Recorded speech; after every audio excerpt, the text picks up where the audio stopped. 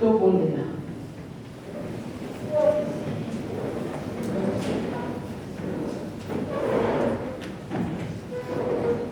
Na kombo ya tata ya mwana pe tata Molimo Santo. Tata Nzambe Nkolo Yesu Papa Simo Kibao Kiangani Nzambe Molimo Santo. Nzambe bakoko na biso babelelaka. Nzambe batata na biso babelelaka.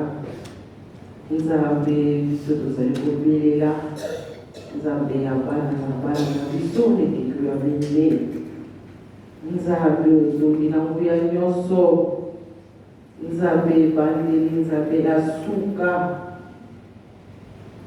Papa kumisama na yo. Mama Wilma ni kiawanga ntitani, mama molobele atango nyonso. Papa tozongisi matondo, likolo ya matondo. Pwete bolingo na yo, omonisi yango lisusu kati na biso bana na yo. Obombaki biso papa, poso mobimba. Tosalaki nyonso, yo tiki biso te.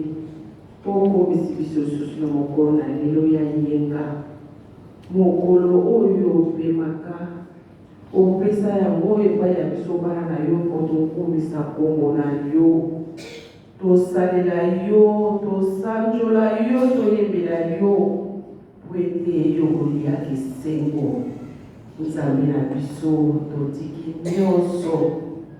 Malgré malili, malgré bapasi na nzoto, malgré makambo ndenge na ndenge tobisi biso, kasi totiki toye na ntongo ya lelo, toye kokutana na yo tata Nzambe. Papa Simoni Kibao Kiangani, papa toloba nini, tosenga nini tobikoki te, tozalaka bebana, toye kobibwaka na sa makolo na yo. Nzambe na biso salisa biso na oyo nyonso ezali kotungisa biso. Papa Simoni Kibao tobengi yo na ngonga oyo. Papa leka osalisa biso bana yo. Moko na moko akoti esika oyo papa asengi epai na yo Nzambe.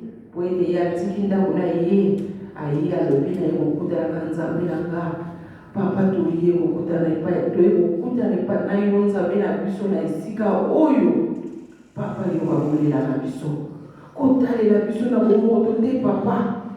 Kotalela biso na bomoto te po kozala pasi oyo kata kolela ya moko te esika oyo.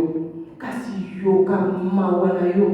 Atana papa oyo biso tosali. Toye nesiko papa kanisela banzoto na biso. Kanisela milimo na biso. Kanisela bana na biso. Kanisela bafami na biso. Kanisela mokili. Kanisela lingomba na yo papa Simoni Kibao. Tokoloba nini papa tozongisaka kaka merci. Po ete bolingo nyongo monisaka motango nyonso kati na biso. Toye nesiko papa tala mobongo na yo. Papa telemi nesika ya pasi papa. Azali komituna bakeswa ndenge na ndenge papa na kosala nini. Kasi confiance ezali epai na yo Nzambe. Zala na ye. Loba na monoko na ye. Telemela na makolo na ye papa. Oyo kopesa biso na mokolo na lelo papa toyokaka kaka na pamba te. Toyokaka kaka na pamba te kasi tosalelaka koti yango ezali te lobiko na biso. Kanisela bana na yo bazana banzela papa Simoni Kibao Kiangani. Kanisela pe bana no batikali na bandamu posa ezalaki balia kasi babikoki te. Kanisela bana no bazana bopito boloko besika ya ndenge na ndenge ya basi. Nzambe na biso sembola loboko na yo. Dans les quatre coins du monde, papa, loboko no ya mobali etoni na nsambu papa.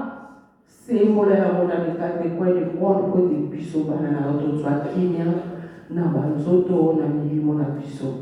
Kombo na yo papa Simoni Kibao kumisama na mokili mobimba po ete yo ozali Nzambe. Kimia na yo papa, mapambo na yo ezala esika oyo mpe kati na mokili mobimba. na kombo ya Tata ya Mwana pe Tata Molimo Santu tokosengelaka manso. Amen. Amen.